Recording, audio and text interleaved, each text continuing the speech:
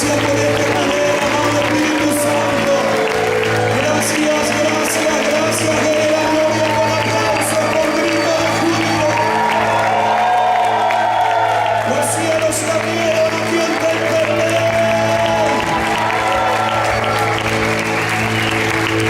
Gloria a Dios y a su nombre.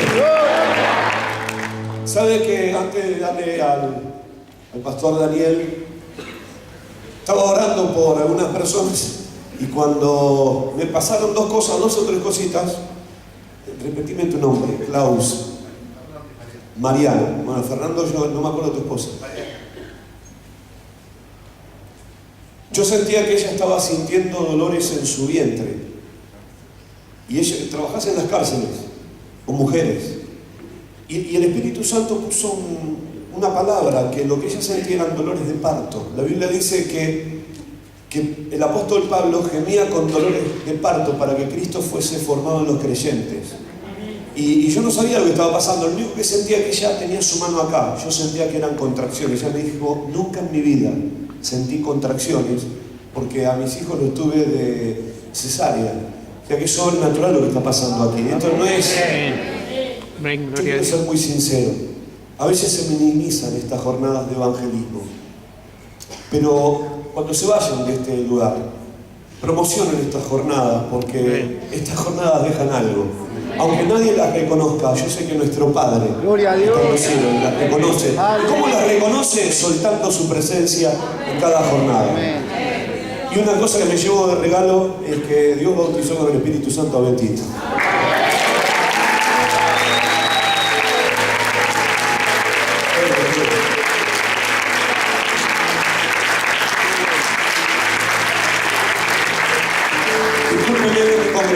Pero yo quisiera que todos los que no fueron, ¿cuántos no fueron bautizados por el Espíritu Santo? Levanten la mano.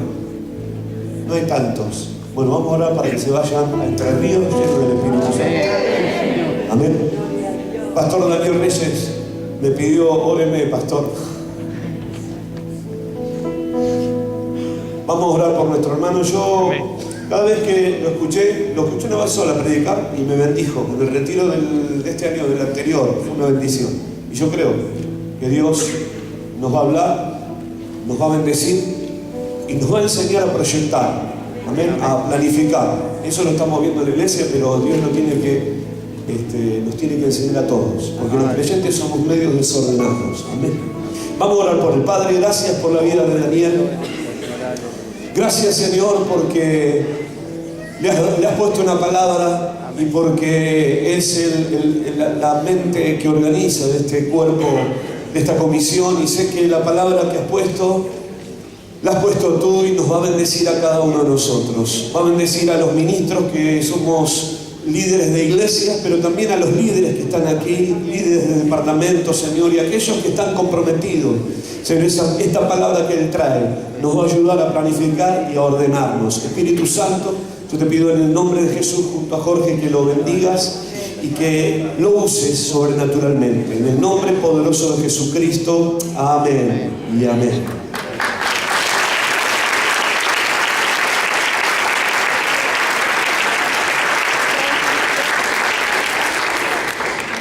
Gloria a Dios. Tomen sus lugares, hermanos. La verdad que estamos disfrutando de este tiempo. ¿Qué les parece?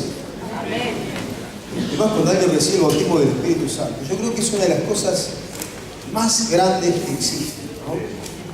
En el retiro anterior, 2 de la iglesia recibieron el bautismo del Espíritu Santo, y en este retiro otro recibió el bautismo del Espíritu Santo cuando venía en el auto. Se despertó hablando en lenguas, ¿no? Cuando venía en el auto de allá de Córdoba. Y era tanta la presencia de Dios que había. Y hermanos, yo creo que un poco de eso está acá hoy.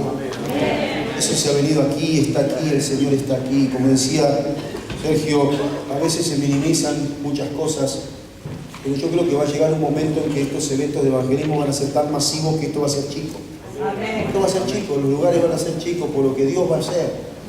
Y Dios va a seguir glorificándose. Amén. Cuando hablamos de organizar, hablamos de proyectar cosas, nosotros los evangelistas a veces somos muy propensos a hacer las cosas rápidamente, apresuradamente. Hace unos cuantos años atrás estaba en Izum, me tocó estar en una clase cuando ya empezaba a estudiar, y me acuerdo que se presentaban todos los estudiantes, y empezaban a presentarse, y decía uno, ¿vos qué sos? Profesor de Instituto Bíblico. ¿Vos pastor? Profesor de Instituto Bíblico, pastor. ¿Vos profesor de Instituto Bíblico, pastor? Profesor de Instituto Bíblico, pastor. ¿Y vos qué sos? Evangelista. Todos se dieron vuelta a mirarme. Y me dice uno, ¿qué haces acá vos? Como diciéndome, ¿qué haces vos en Izum, un evangelista acá adentro?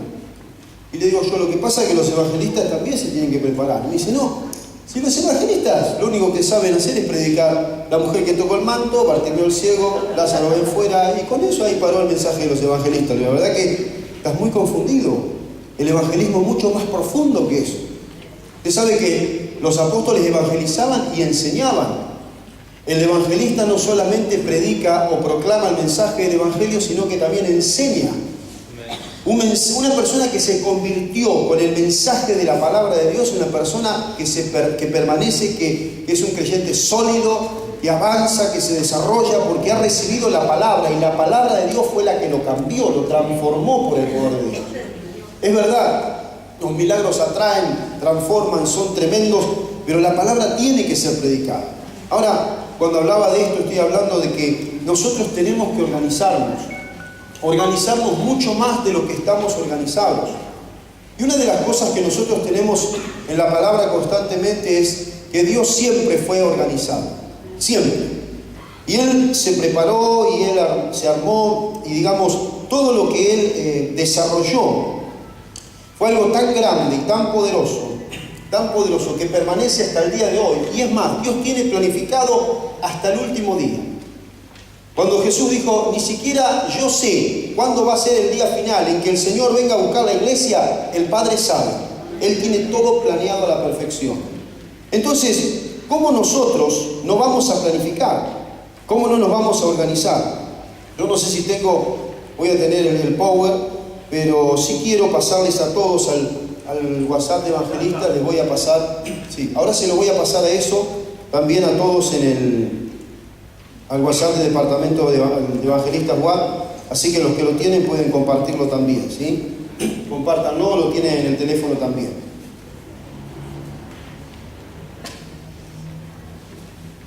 Allí ustedes ven que dice proyectos de trabajo y organización, y saben que estaba orando. Yo trabajo en una empresa donde se trabaja mucho con organización, con planificación. Es tan impresionante la planificación a veces que cuando nosotros nos sentamos en la computadora, tocamos algunos botones y podemos ver, estoy hablando de una empresa como Walmart, ¿no? Podemos ver cuál fue la primera venta que se realizó en La Plata, en una caja en Walmart, la primera hace 20 años atrás. Ellos saben qué compró esa persona, a qué hora compró esa persona, cómo pagó esa persona, todo al detalle. Todo eso se estudia, estoy hablando 20 años atrás, una sola tienda. La tienda que vende más en todo el país que es donde nosotros estamos. Y ellos estudian al más mínimo detalle. Por ejemplo, cuando termina el día, saben cuánta gente entró, cuántos compraron más de 1000, cuántos compraron menos, cuántos no compraron, cuántos entraron y salieron, cuánta gente visitó la tienda en el día. Hoy visitaron 3000 personas, ayer 2000. Yo miro a veces todas esas planillas, ¿no? Dice, hemos perdido tantos clientes. Seguramente se fueron a Carrefour, se fueron a Nini, se fueron a Macro, se fueron allá, tantos para tal lado, tantos para tal lado, tantos para tal lado. Cayó la venta de este lado, se levantó de este lado, vendimos más de esto, vendimos menos de esto no se vendió más. Es impresionante. Yo pensaba, si nosotros aplicáramos un poquito de esa organización, un poquito, es decir, y yo lo aplico al ministerio, al servicio, y a veces les aseguro que en la iglesia me vuelvo loco porque con mi esposa a veces hablamos y decimos, ¿cómo hacemos otra vez con esto y con esto y con esto? Y volvemos a rearmar esto y rearmamos de vuelta esto y este departamento otra vez y esto otra vez. Y muchas veces digo, cuesta tanto. Y yo sé que todas estas cosas, todos los sistemas, todos los métodos, funcionan en distintos lugares, pero sobre todas las cosas, nosotros tenemos que buscar en la palabra el fundamento para poder ordenarnos primero nosotros y después comenzar a armar un desarrollo hacia afuera. Ojalá pudiéramos desarrollar más cosas. Ojalá pudiéramos amar más los papeles, amar más el orden, la organización. Y nos cuesta un montón todo esto. Díganme si no les pasa a ustedes que a veces ustedes les pagan algo o tienen que presentar una factura y empiezan a buscarla. ¿Dónde la puse? ¿Dónde puse el ticket? ¿Dónde está la factura? ¿Tienen un lugar en la casa donde guardan todas esas cosas? Los que tienen un lugar saben muy bien que tienen que tener un lugar, porque si no tienen un lugar pierden absolutamente todo. Y a veces nos pasa eso a nosotros. Se nos pierden cosas, se nos escapan cosas, se nos van cosas. Y saben que Jesús, cuando reunió a los 12 apóstoles, tenía de todo entre los apóstoles. Tenía contadores entre los apóstoles, tenía algunos rebeldes entre los apóstoles, tenía trabajadores del agua, del mar, tenía personas que hacían muchas cosas, y cada cual creo que aportaba algo al trabajo que el Señor hacía. Pero aún así el Señor tenía que seguir trabajando profundamente con ellos, tratando con ellos, para que lleguen a un desarrollo pleno y que cuando la iglesia comience a funcionar, esa iglesia tenga un desarrollo perfecto, porque la iglesia tenía que avanzar y desarrollarse.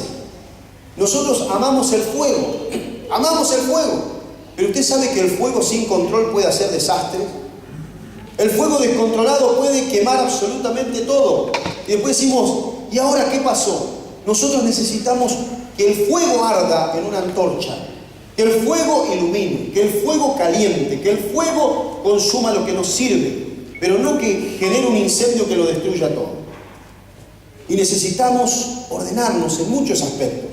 Ahora quisiera ver un tema que está en el libro de Juan, en el capítulo 6, y ustedes lo conocen, los predicadores saben muy bien de qué se trata, y es la famosa alimentación de los 5.000. En primer lugar tenemos que ver la visión de una necesidad. Jesús ve algo. Jesús siempre veía la necesidad. Y le digo más, el Señor siempre, absolutamente siempre ve la necesidad. Dice, después de esto Jesús fue al otro lado del mar de Galilea, el de Tiberias, y le seguía gran multitud porque veían las señales que hacían los enfermos. Entonces subió Jesús a un monte y se sentó allí con sus discípulos, y estaba cerca la Pascua, la fiesta de los judíos. Cuando alzó Jesús los ojos y vio que había venido ahí gran multitud, dijo a Felipe, ¿de dónde compraremos pan para que coman estos? Pero esto decía para probarle, porque él sabía lo que había de hacer. Felipe le respondió, 200 denarios de pan no bastarían para que cada uno de ellos tomase un poco. Uno de los discípulos, Andrés, hermano de Simón Pedro, le dijo, aquí está un muchacho que tiene 5 panes de cebada y 2 pececillos más. ¿Qué es esto para tantos? Entonces Jesús dijo, haced recostar la gente, y había mucha hierba en aquel lugar, y se recostaron como en número de 5.000 varones. Y tomó Jesús aquellos panes, habiendo dado gracia, los repartió entre los discípulos, y los discípulos entre los que estaban recostados, asimismo de los peces cuanto querían. Y cuando se hubieron saciado, dijo a sus discípulos, recoged los pedazos que sobraron para que no se pierda nada. Recogieron pues y llenaron 12 cestas de pedazos que de los 5 panes de cebada sobraron a los que habían comido. Aquellos hombres entonces, viendo la señal que Jesús había hecho, dijeron, este verdaderamente es el profeta que había de venir al mundo. Amén. Fíjense que en primer lugar, Jesús vio a la gente y tuvo compasión. Muchas personas cuando ven la gente empiezan a pensar y dicen, uy, ¿cuánta gente hay acá? ¿Cuánta plata podemos sacar de esta gente? Miran a las personas y ven el beneficio que pueden obtener de las personas. Era al revés con Jesús. Jesús cuando miraba a la gente veía el beneficio que Él podía darles a ellos. Aunque Jesús sabía perfectamente que muchos de los que estaban allí iban solamente por un milagro, iban solo por una sanidad, el Señor aún así, Él tenía compasión de las personas. Amaba a las personas y quería darles lo mejor a esas personas. Jesús estaba obrando y trabajando en las personas en una forma poderosa. Y esto es algo que tenemos que tener en cuenta constantemente. A veces nos encontramos nosotros en este tipo de situaciones. Muchos siguen a Jesús por interés, muchos vienen a la iglesia por interés, muchos van a una campaña por interés, y esto no va a cambiar con el paso del tiempo, siempre va a suceder. Aún cuando hay personas que vienen por el Señor, por una necesidad espiritual, porque tienen hambre de Dios, todavía nos vamos a encontrar con personas que vienen simplemente por interés. Aún así, nosotros trabajamos con esas personas. Ahora, Jesús aún así deseaba bendecirlos. Quería darles lo mejor. ¿Queremos nosotros bendecir aún a aquellos que nos maldicen? ¿Queremos bendecir aún a aquellos que nos arrojan piedras, que nos calumnian, que nos insultan, que nos maltratan, que muchas veces hablan barbaridades de nosotros? Aún así, ¿queremos bendecirlos? La necesidad de las personas sobrepasaba, ¿sabe qué? El descanso de los apóstoles. Los apóstoles estaban con Jesús, estaban al lado del Señor y vinieron a contarle al Señor las cosas que habían hecho. Mirá, Señor, hicimos milagros, echamos fuera demonios, tantas personas recibieron el mensaje y todo. Jesús les dijo, bueno, vengan un poco conmigo, vamos a un lugar aparte, así descansan y me cuentan. Y los apóstoles pensaron, ahora tenemos al Señor para nosotros solos. Vamos a conversar con Él, vamos a charlar, le vamos a contar cosas. Pero la gente los vio. Y dice la palabra que cuando la gente los vio, se fue y empezó a seguirlos por todos lados. Y yo me imagino que el Señor habrá mirado a los discípulos y dijo, muchachos, para más adelante charlamos. Y los discípulos habrán dicho, otra vez la gente, otra vez la multitud. Ya el Señor hizo un montón de milagros, ya le predicamos, ya oramos, ya ministramos, ya hicimos tantas cosas. Ahora que queremos descansar un poco y estar un poco con el Señor, otra vez la gente. Y les aseguro que eso va a seguir pasando todo el tiempo. Los pastores, los evangelistas, ¿cuántas veces quieren descansar un poco? ¿Cuántas veces los pastores el día lunes que les dicen que el lunes es el día del pastor? El lunes es el día del pastor. ¿Quieren descansar un poco? No se descansa nunca. No hay lunes, no hay absolutamente día. Solamente por ahí algunas vacaciones uno se puede escapar. Un poquito. Pero eso es lo que sucedía. Los apóstoles querían tomarse un tiempo, pero ¿qué sucede en esta ocasión? Dice que la palabra que tienen que encontrarse con la gente de vuelta. Y los escritores, cuando están hablando de los evangelios sinópticos, dicen que la gente iba viniendo, se iba acercando. O sea, muchas gracias, hermano. Iban acercándose y ellos estaban observando el panorama y decían, mirá la gente otra vez, mirá, otra vez. Y me imagino que Pedro le había dicho, Juan, otra vez la gente. No podemos zafar.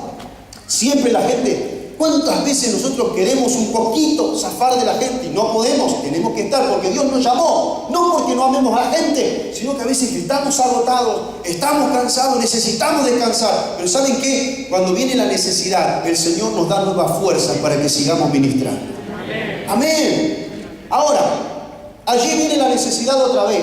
Y los apóstoles querían contar sus vivencias, querían contar sus experiencias. Sin embargo, aún así, ellos tenían que someterse a la necesidad. Y nos encontramos con el problema. El problema. Hay un problema delante, hay personas que están enfermas. Entonces, ¿qué hace el Señor? Sana a los enfermos. Me imagino que con la palabra, no sé si el Señor los tocaría a todos, porque eran muchísimos, eran miles que estaban ahí. Sana a los enfermos. Pero el Señor va un poco más allá. Y está sentado con los discípulos y están conversando, están charlando. Qué lindo, ya terminó la reunión. Y los discípulos están diciendo, bueno, ahora la gente se va. Y ahora nosotros nos comemos unos pescaditos con el Señor. Charlamos un rato más, ahora vamos a conversar con Jesús. Y Jesús mira a la gente y le dice a los discípulos, meten otro problema. Le dice, ¿de dónde sacaremos pan para que coman estos? Los discípulos se miraron entre ellos y dijeron, ¿qué hacemos ahora? Otro de los evangelistas dice que uno de los discípulos se le ocurrió decirle al Señor, Señor, despide a la multitud para que vayan a las aldeas de alrededor y se alojen y compren para comer. Y a veces nosotros también tenemos esas cositas. ¿Cuándo este endemoniado va a terminar de ser libre de una vez por todas y nos podemos ir a casa? Ya van 2 horas y no se va y queda el tercer demonio todavía y no quiere salir. ¿Y cuándo vamos a salir? Y tenemos que orar allá y tenemos que ministrar allá y me llaman para el otro lado y de repente otro problema más y otra dificultad. Me contaba un hermano, habíamos terminado la reunión, parecía que estaba todo terminado, estábamos por comer la torta y se manifestaron los endemoniados y tuvimos que seguir ministrando. ¿Hasta qué hora? 1:30 de la mañana. Entonces estaban ahí, maestro, ¿qué te parece? Le avisamos que se vayan todos y ya está. Terminó el asunto y Jesús le dijo, no, pero ¿por qué se tienen que ir? Denles ustedes de comer. El problema problema era ese, ¿no? Que a veces estaba eso, ¿no? Que ¿cómo hago ante esta necesidad que yo tengo? Yo quiero estar con el Señor, yo quiero conversar con el Señor, pero ¿cómo hago con esta situación? Y dice la palabra esto. ¿De dónde le hace la pregunta? ¿De dónde sacaremos pan para que coman esto? Acá estaba el problema. La gente tenía hambre, tenía una necesidad. Y los discípulos, en realidad, no tenían planificado darle de comer a nadie. Porque ellos le dicen, bueno, ¿qué vamos a hacer nosotros entonces? Nos vamos a ir y vamos a empezar a recorrer las aldeas para darle de comer a la gente. ¿Qué vamos a hacer ahora? Y el Señor le dice, denles ustedes de comer. ¿Qué tienen? Entonces empiezan los cálculos humanos. Y acá está el asunto de nuestra lógica humana, de nuestro razonamiento. Cuando empezamos a sacar cálculos nosotros, Dios nos manda a hacer algo y nosotros empezamos a hacer cálculos humanos y decimos, ¿será que voy a poder? ¿Será que voy a alcanzar? ¿Será posible que yo pueda avanzar en esta situación? Y acá está el asunto. Empiezan los cálculos. El primero es la idea de este hombre, ¿no? Cuando el Señor les dice, denles ustedes de comer, aparece uno que dice, Señor, mirá, ¿de dónde compraremos pan para que coma esta gente? ¿Cómo vamos a hacer? Y vuelve a decir, sigue avanzando Felipe, le dice, Señor, 200 denarios de pan no bastarían para que cada uno de ellos tomase un poco. Le está diciendo lo siguiente, en términos actuales, más o menos 3.000 euros no van a alcanzar. 30.000 pesos, 40.000 no van a alcanzar para que cada uno de ellos tome un poco o coma un poco, no alcanza. O sea, para Felipe era imposible que sucediera algo. A veces para nosotros ante la necesidad es imposible. Vamos a hacer esto, no se puede. Vamos a hacer aquello, tampoco se puede. Vamos a hacer aquello, no podemos. Vamos a hacer lo otro, no tenemos plata. Vamos a hacer aquello, tampoco se va a poder. Vamos a hacer lo otro y no se va a poder. Aunque en realidad Dios sí tiene el control de todas las cosas y Él puede hacer todas las cosas. Muchas veces para nosotros no se puede. Y Felipe dice esto, Señor, es imposible. Ahora aparece Andrés. Y Andrés parece que tiene la justa. Andrés sí tiene fe. Y Andrés trae un nene, ¿no? Caminando con él y dice, vení, vení. Y el nene le dijo, miren, veo que tienen un problemita, el nene a los discípulos. Tienen un problema, ¿sabes? Yo tengo ahí un poquito. ¿Qué tienen? ¿Qué tenés? Tengo 5 pancitos y 2 pececillos. Y cuando uno lee un poquito la historia de cómo era el tema de los pececillos, se dice que eran como sardinas en escabeche. Una cosita así para poder llevar a esos lugares, para poder trasladar. Entonces dice, mira, yo tengo 5 panes de cebada. ¿Cómo no? No son panes de trigo, no, pan de cebada. ¿Y qué es pan de cebada? El pan de los pobres. Ah, pan de pobres y encima sardinas en escabeche.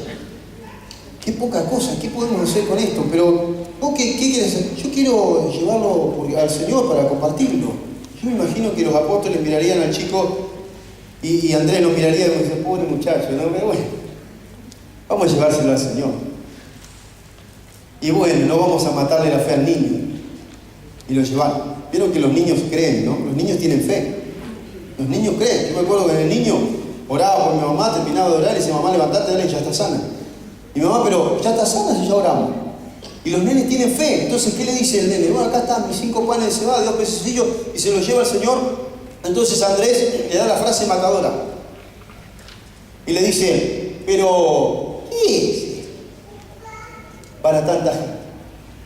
Es como si fueran muchos de nosotros tratando, ¿no?, de opinar sobre esto. Y el Señor está viendo esto, está el problema, está la necesidad, y nosotros tenemos siempre nuestro argumento humano, no se puede.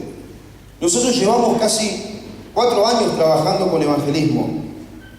Aproximadamente yo calculo que tenemos, ¿cuántas provincias, Sergio? 7 provincias que trabajan representadas, que algunos nos dan su atención.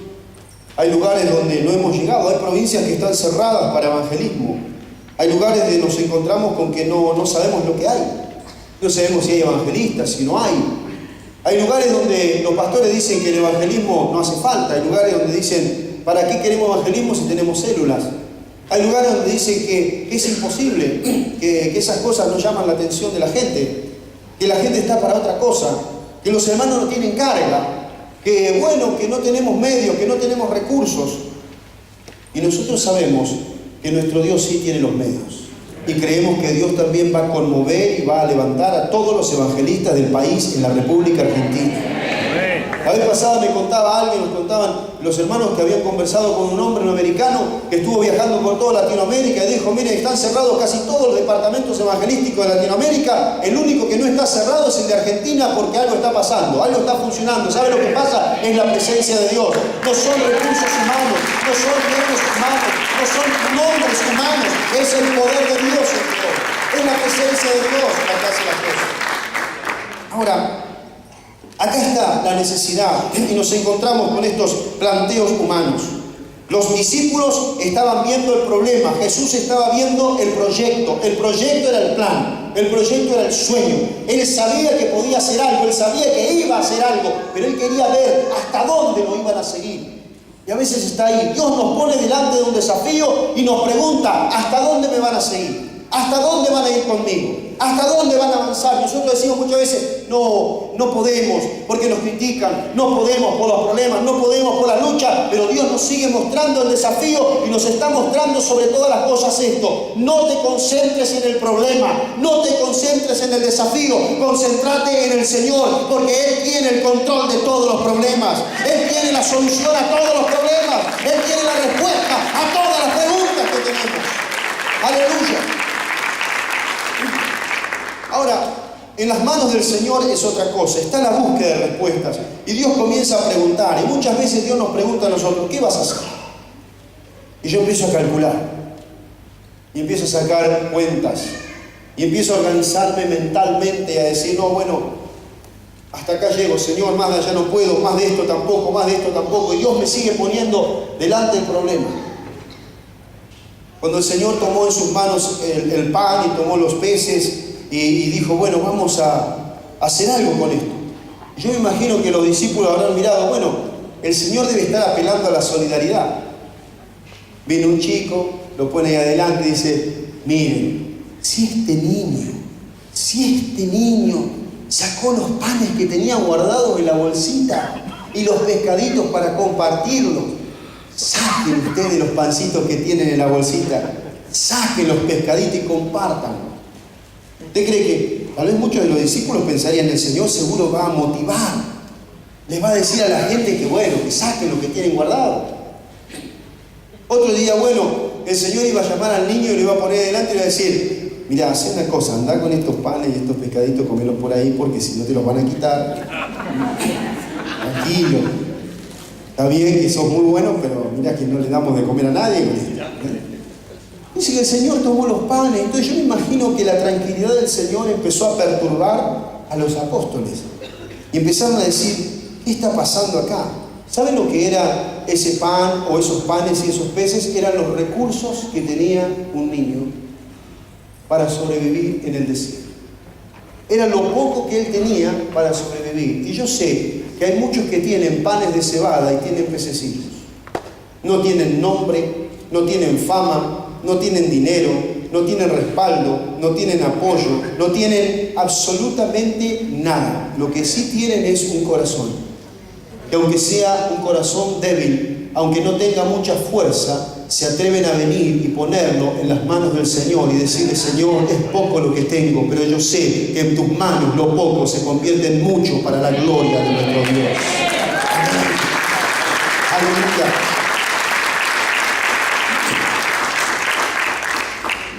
Los recursos del muchacho eran pequeños, eran pobres, eran pocos, pero eran recursos poderosos en las manos de Dios. Ahora el Señor los toma en las manos, pero los discípulos no se iban a quedar sentados en la montaña. Muchos de ellos estaban sentados ahí cómodos diciendo, bueno, a ver qué va a pasar ahora, a ver qué va a suceder con el Señor está bendiciendo los panes y los pececillos. Seguramente que el Señor nos va a dar los panes a nosotros, los pececillos, lo decía la gente, bueno, lo lamento.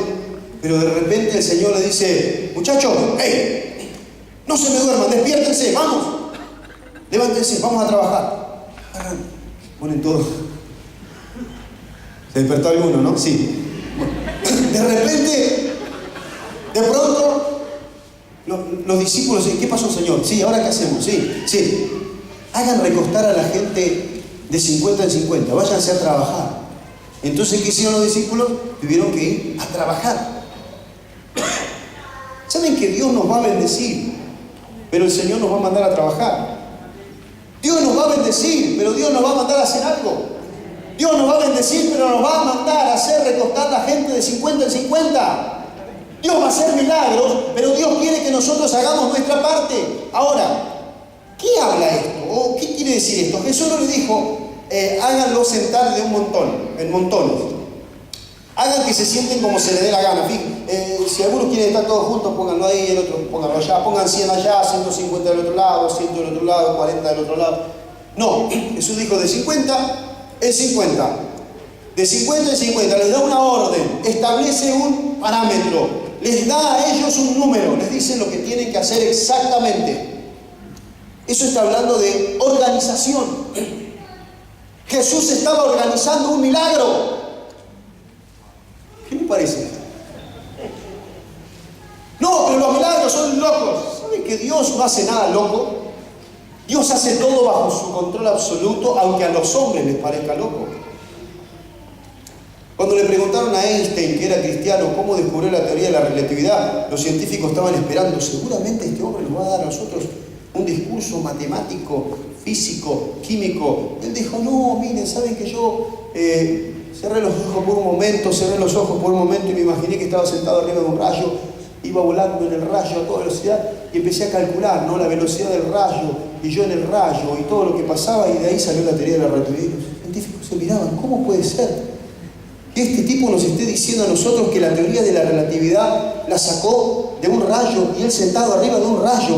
Y saben que Einstein llegó a decir en un momento, le dijo a los científicos, miren muchachos, no se maten, porque Dios no juega a los dados. Dios tiene todo bajo control.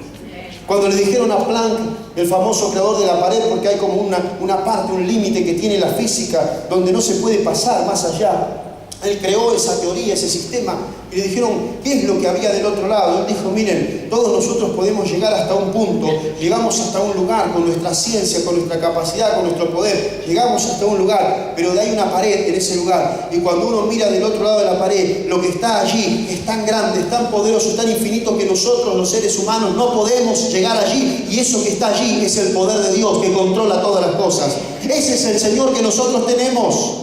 Dios organiza sus milagros. Jesús estaba organizando un milagro. Le dijo, háganlo sentar de 50-50, empieza a sentarse. ¿Querés un milagro? Y empieza a actuar. ¿Qué dice el pastor? ¿Qué decía en la de recién? ¿Qué decían los evangelistas en todos los tiempos? Un milagro sucede cuando usted empieza a actuar. Comience a caminar, comience a avanzar, comience a tomarlo y va a empezar a suceder el milagro. Ahora, Jesús le dice, actúen, háganlo. Yo quiero que Dios haga un milagro, pero yo tengo que hacer mi parte. Me tengo que organizar. ¿A cuántos les gusta organizarse? ¿Cuántos organizados hay aquí? A mí me cuesta un montón. Mi esposa es más organizada que yo. La organización. Basta ver por ahí una habitación para darse cuenta de la organización.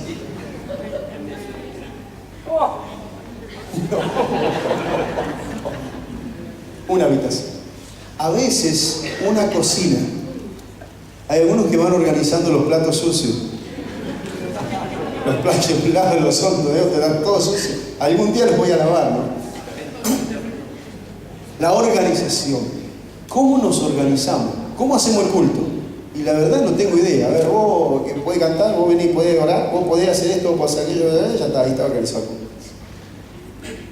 ¿Cómo nos organizamos para una campaña?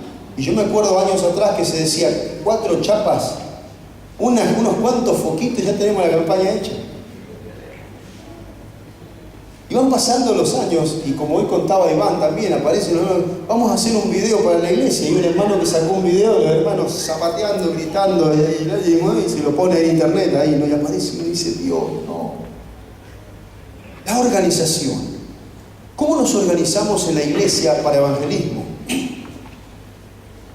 Por ejemplo, queremos ser evangelistas, pero tenemos un proyecto, tenemos una meta, tenemos un propósito, vamos hacia un lado, ¿de qué manera lo vamos a hacer? ¿Qué recursos tenemos? ¿Con qué contamos?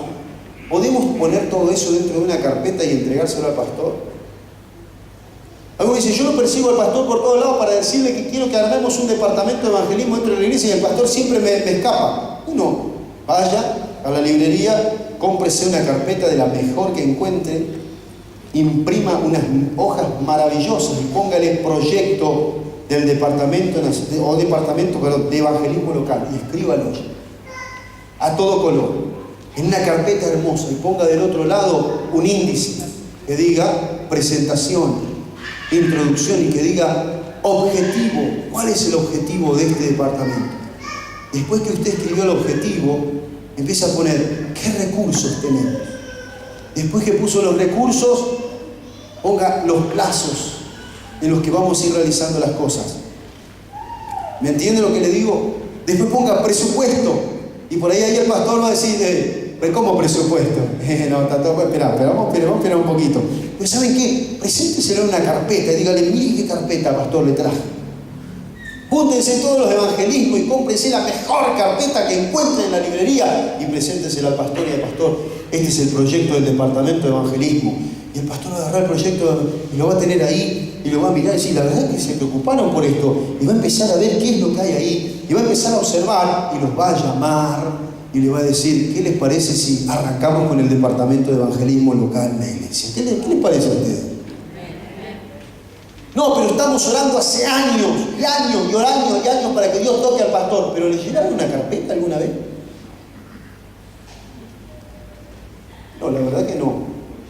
Estamos esperando que venga un ángel y le hable. Señor, tócalo, sacúdelo, muéstrale un sueño que nosotros queremos evangelizar.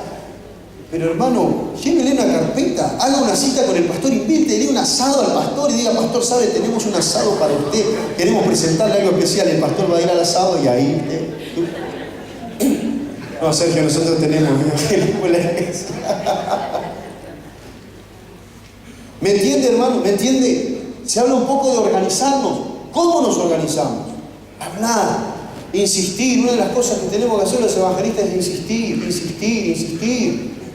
Llega el retiro de evangelista y tenemos que estar insistiendo. Usted no sabe lo que es no saber hasta último momento, porque los evangelistas no se deciden hasta 2 días antes de estar en el retiro, y a 2 días antes me dicen, pastor, voy a estar.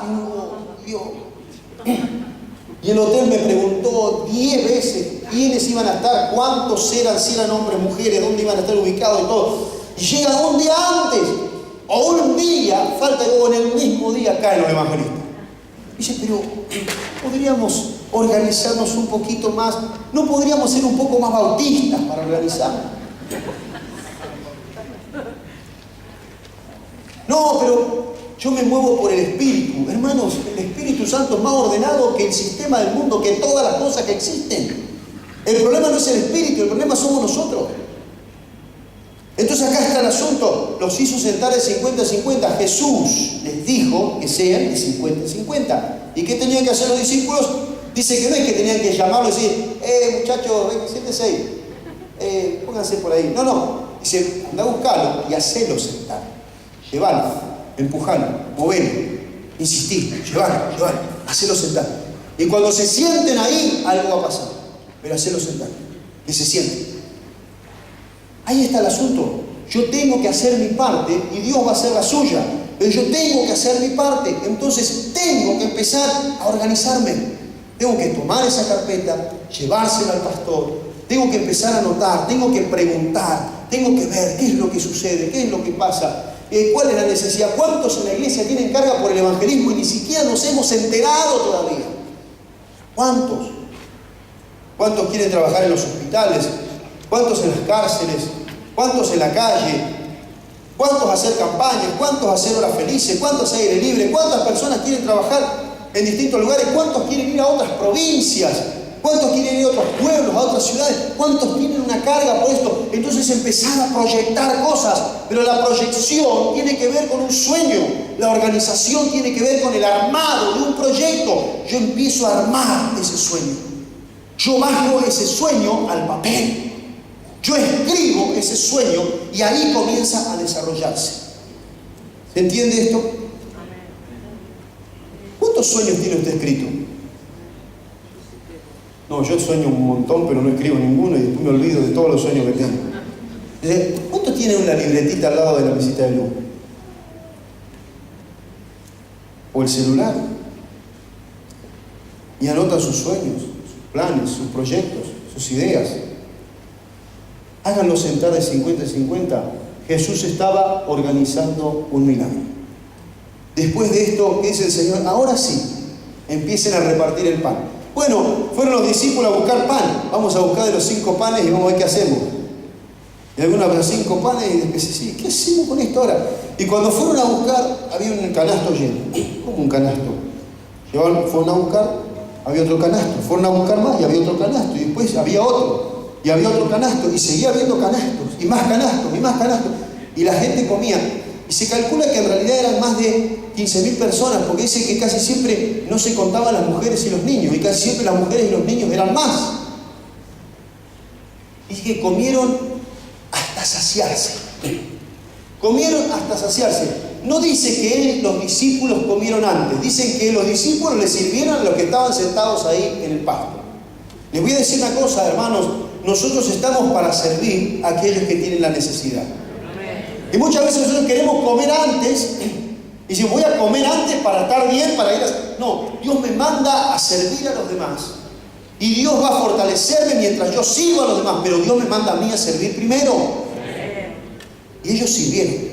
Y sirvieron, y sirvieron, y sirvieron. Y Dios nos va a llamar a servir. Y les aseguro que el ministerio, muchas veces pasan muchos años, pasa mucho tiempo, y nosotros no vemos los resultados para nosotros.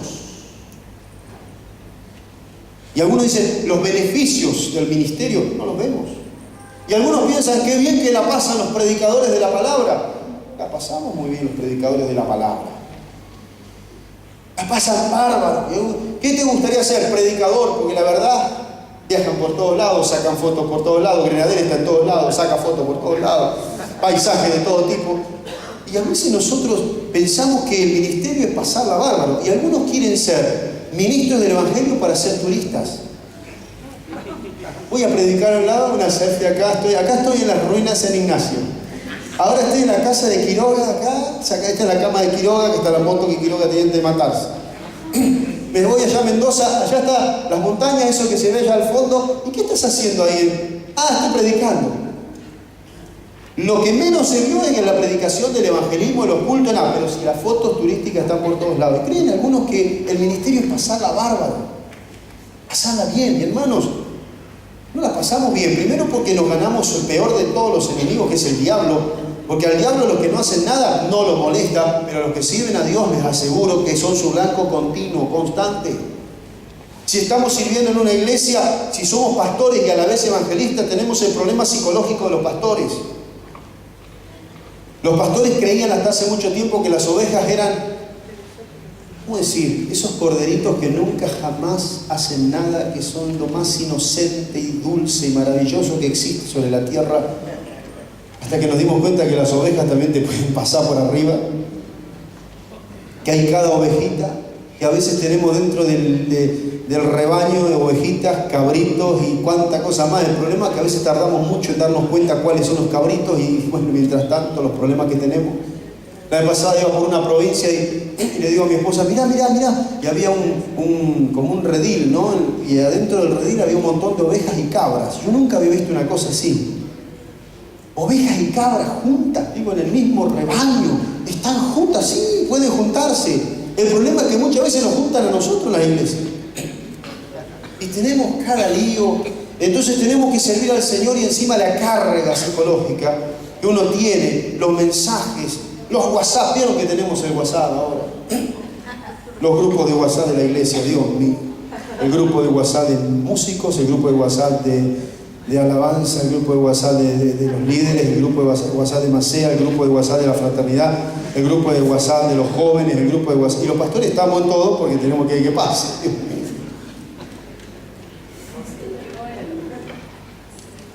Tenemos en el grupo de WhatsApp los salidores seriales, que hay que ir a buscarlos para ver qué le pasó. ¿Qué le pasó que salió? ¿Vieron cuando alguien sale del WhatsApp? ¡Ah! ¡Salió! Y todo el mundo empiezan los mensajes. ¡Salió! ¿Por qué salió? Llamaron, mandaron un mensaje. Fíjate, ¿qué le pasó? ¿Qué le sucedió? Algo le pasó. ¿Qué fue lo último que se escribió? Lo último que se escribió, eso lo ofendió, eso seguramente por eso.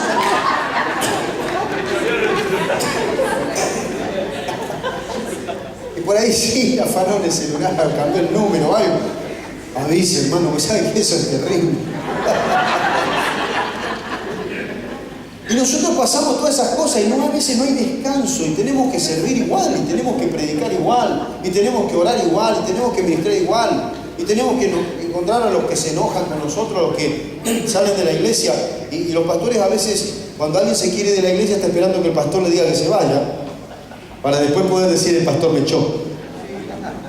Nunca me fui porque la verdad no iba la cosa, no, el pastor me echó.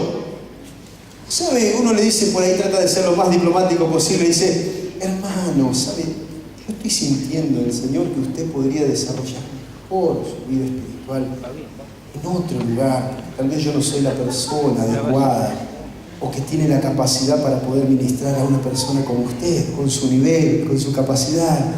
Y nos van mirando como diciendo, me parece que me está echando, ¿no?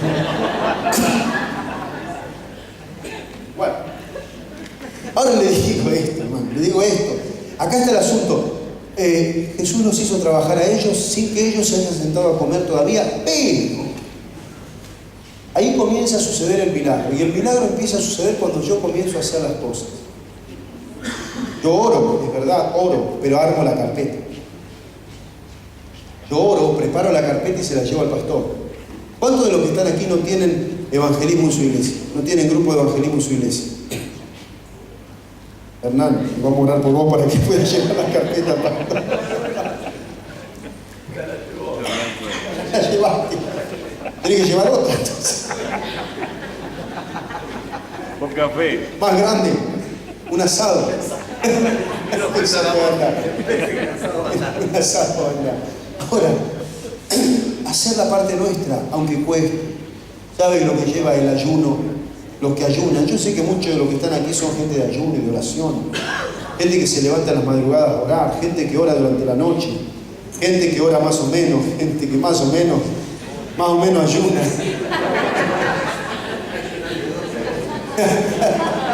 Ese ayuno que se levanta a las 11 y corta a las 12. No está esperando. La estoy cortando. Pero hermanos, somos personas que estamos sirviendo y Dios está haciendo el milagro mientras servimos. Dios está obrando mientras servimos. Y tal vez mirás y decís, pero es tan poco lo que yo puedo hacer. Este niño trae los panes de cebada y los 2 pececillos. Yo tengo que acomodar a la gente para que la gente reciba algo. Y es tan poco lo que yo puedo hacer, es tan poco lo que yo puedo dar. Pero quiero decirte algo, Dios tiene preparado una sorpresa para ti. Dios tiene preparado algo especial para ti. Lo que estás haciendo para el Señor no es en vano. Lo que estás haciendo para Dios es lo más grande que hay, porque Dios tiene un premio, una recompensa para ti. Y eso es algo que vas a tomar, que lo vas a recibir, que lo vas a ver, que lo vas a vivir para la gloria de Dios, que lo vas a vivir. Ahora, cuando el Señor terminó de hacer el milagro, ¿qué hizo? Le dijo, bueno, ahora ustedes, los discípulos, los apóstoles, recojan de lo que sobró, que no se pierda nada. ¿Saben que los judíos tenían un canastito que se llamaba pega? Dice que el judío andaba con un poco de heno en una bolsa y andaba también con una canasta. Yo cuando leía esto, estudiaba esto, decía, puede ser que lo tuvieran con una canasta. Sí, dice que andaban con un canasto. Y en ese canasto ellos llevaban lo que necesitaban para comer. Ahora, ¿cómo estaba la canasta de los judíos? ¿Cómo estaba la canasta de los apóstoles en ese momento? Estaba vacía, no tenía nada. No había nada en la canasta. Tal vez tenían el heno para usarlo de almohada, pero no tenían la canasta llena, lo tenían todo vacío. Puede pasar que nos encontremos en circunstancias en que nuestra canasta esté vacía. Y estamos sirviendo y no podemos más, y no tenemos fuerza, y parece que no hay esperanza, y parece que no hay respuesta, y parece que no hay salida. Pero quiero decirle algo, esa canasta vacía que tenés, el Señor la va a llenar de abundancia. Porque una vez que hayas hecho lo que Él te mandó a hacer, Él te va a recompensar.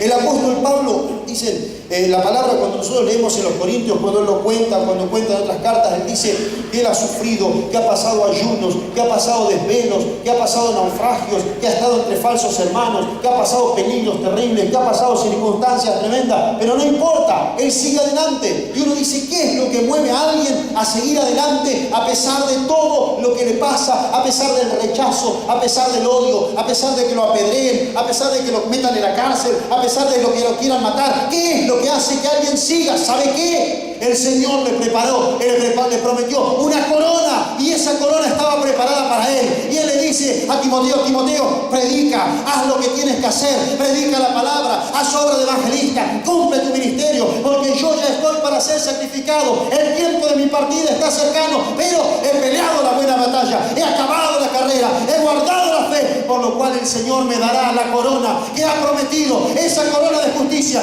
no solo a mí, sino a todos los que aman su venida. Es lo que Dios nos prometió, es lo que el Señor nos prometió. ¡Aleluya! No vamos a llegar a la presencia de Dios sin trabajar para Él. No vamos a ir a buscar una recompensa que no hemos ganado. Cuando cantábamos ese antiguo himno, después de la batalla nos coronará. Después de la batalla nos coronará. Dios no nos va a coronar si estamos durmiendo todo el día. Dios no nos va a coronar si estamos pensando en el problema. Dios no nos va a coronar si solamente vemos la dificultad. Dios no nos va a coronar si estamos hablando de derrota. Dios no nos va a coronar si bajamos los brazos después de haber peleado la batalla, cuando ya no nos queden fuerzas, cuando parezca que todo es imposible. Dios nos va a coronar. Dios nos va a coronar. A veces estamos como Sansón después de haber matado a los 1000. Sansón dijo: ¿moriré acaso yo de sed y caeré en manos de estos incircuncisos? Y dice que Dios escuchó su voz y le abrió la peña en Acore para que él pueda beber y recobre su ánimo. Dios es el que nos va a dar nuevas fuerzas. Tenemos que tener un proyecto. Un proyecto es eso, es un sueño, es un plan, pero tenemos que organizarlo. Organizarlo es bajar el proyecto al papel, empezar a escribir. Tenemos que ponerlo en práctica, llevarlo a la acción, y después vamos a empezar a ver los resultados y nos vamos a empezar a asombrar. La vez pasada caímos de sorpresa a Hernán allá en Guaraní, en Misiones, y estaba viendo la iglesia que tiene nuestro hermano Klimberg, Adrián Klimberg, en aquel lugar. Y Adrián me decía: cuando fui al primer retiro de evangelistas, llegué a ese lugar y el Señor me habló. Dios me tocó. Y cuando yo salí de ahí, vine acá y levantamos esta iglesia. Algunos hermanos que fueron al retiro de evangelistas fueron solos la primera vez, pero esta vez fueron 5 o 6. ¿Qué pasó? Llegaron a la iglesia y contagiaron a los demás. Y cuando uno llega ahora a esas iglesias, se encuentra que ya no hay 5, hay 20 que están evangelizando. La hermana María Esther, que contaba hoy, cuando ella fue allá estaba sola, la dejamos un poco sola y estaba allá en el medio del frío. Y la hermana estaba en el medio del frío ahí, en el IBM, y todos estábamos preocupados porque la hermana había llegado y estaba en el frío, pero el Señor la llenó de fuego, la hermana. Y llegó allí a La Plata, Ensenada, y el pastor me decía: es tremendo lo que pasó. A partir de allí, cómo el Señor comenzó a moverlos. La vez pasada fuimos a evangelizar, algunos en conjunto, fueron los hermanos de la iglesia a evangelizar en conjunto y fueron a ganar almas para Cristo. Y todo empezó porque Dios encendió a alguien, Dios tocó a alguien. Y así pasó con muchísimos. Pasó con los de Entre Ríos, con los de Rosario, con tantos pasó. Y va a seguir pasando. Pero ¿qué tenemos que hacer? Tenemos que trabajar. Hermanos, evangelistas, tenemos que seguir trabajando. Hay mucho por hacer, hay que seguir trabajando, hay que seguir ganando almas. Muchos dicen: lo más importante es la enseñanza, pero ¿a quién le vamos a enseñar si las almas no se convierten? Otros dicen: sí, vamos a darle paternidad a todo el mundo, pero ¿a quién vas a paternizar si la gente no está convertida? Vamos a pastorear, pero ¿a quién vas a pastorear si la gente no se entrega a Cristo? El evangelismo es el centro de la iglesia. Jesús dijo: id por todo el mundo y predicad el evangelio a toda criatura. hagan discípulos, pero vayan, gánenlos primero.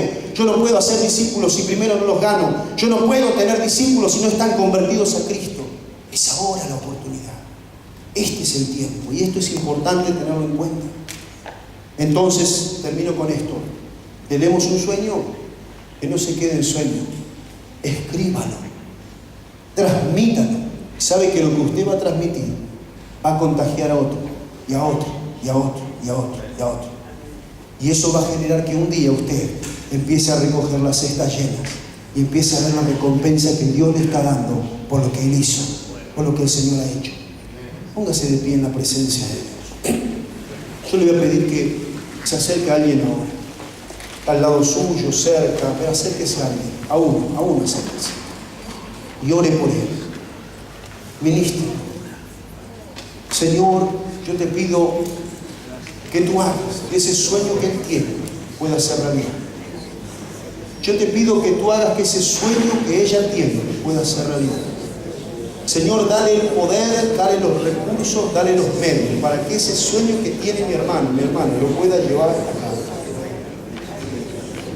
Tú que quieres escribir libros para ganar almas para Cristo.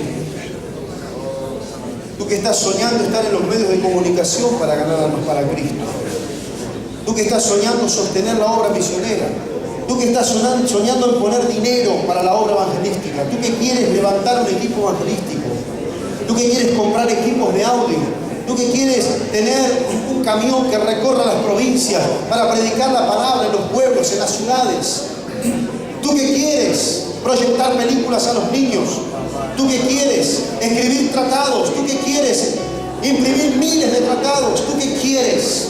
¿Qué quieres hacer para el Señor? Tú que quieres levantar iglesias, tú que te has dicho a ti mismo, yo quiero levantar iglesias en todo el país, yo quiero ir a los pueblos, a las ciudades donde no hay nada, yo quiero hacer algo para ti, Señor. ¿Tú qué quieres? Dios quiere que lo bajes al papel, Dios quiere que lo bajes a la realidad, porque Él se va a encargar de hacer el milagro, Él se va a encargar de hacerlo, Él te va a abrir las puertas, Él va a romper las cadenas, Él va a abrir las puertas delante de ti, Él va a preparar los caminos.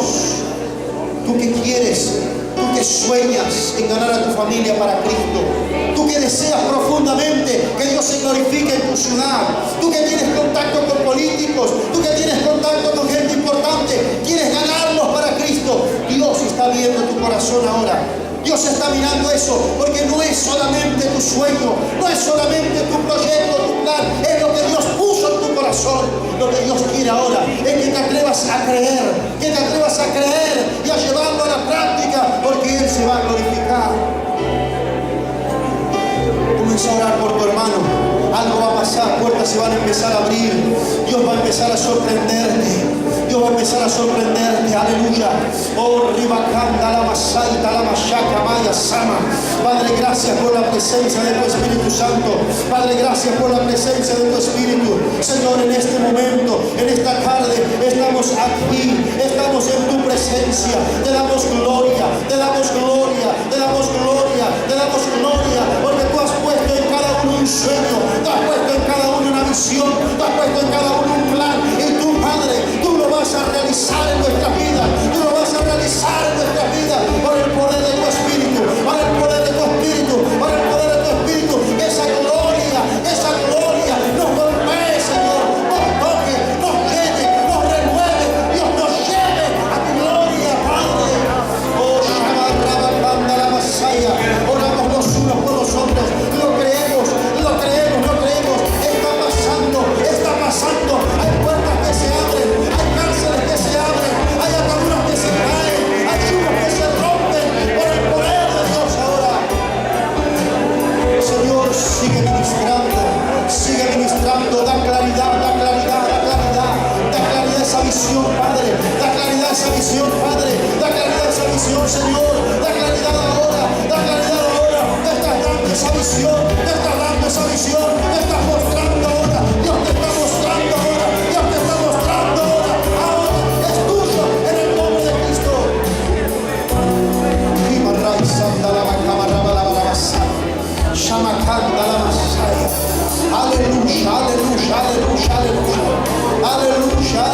Aleluya. Podés verlo, podés palparlo, podés sentirlo. Oh, estás haciendo en nuestro medio. Gracias por tu presencia. Gracias por todo lo que tú nos vas brindando. Gracias por lo que seguirás obrando en nosotros. Señor, ministranos. Señor, ministranos. Espíritu Santo, ministranos. Padre, ministranos. En el nombre de Jesús. En el nombre de Jesús. Te damos gloria porque tú eres quien hace la obra. Señor, gracias por este tiempo de comunión en tu presencia. Y que podamos continuar, Dios, preparando nuestros corazones para lo que tú tienes para hoy. Te adoramos. Adórenle. Adórenle. Adórenle. En este momento adórense. Adórenle. Adórenle. Aleluya.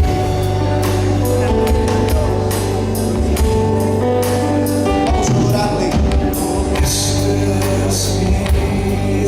Dígaselo al Señor. Dígaselo en esta tarde.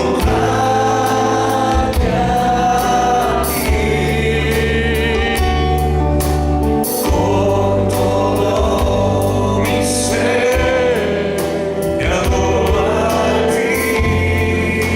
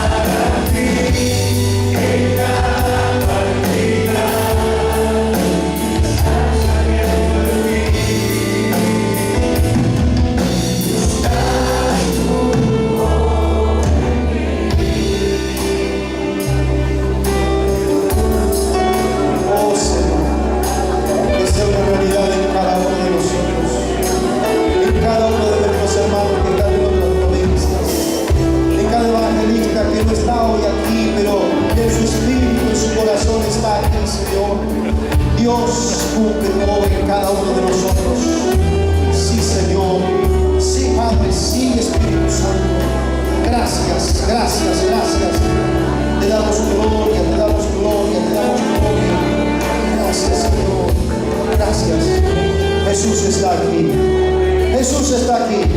Vamos a dar un aplauso a su nombre. A su nombre.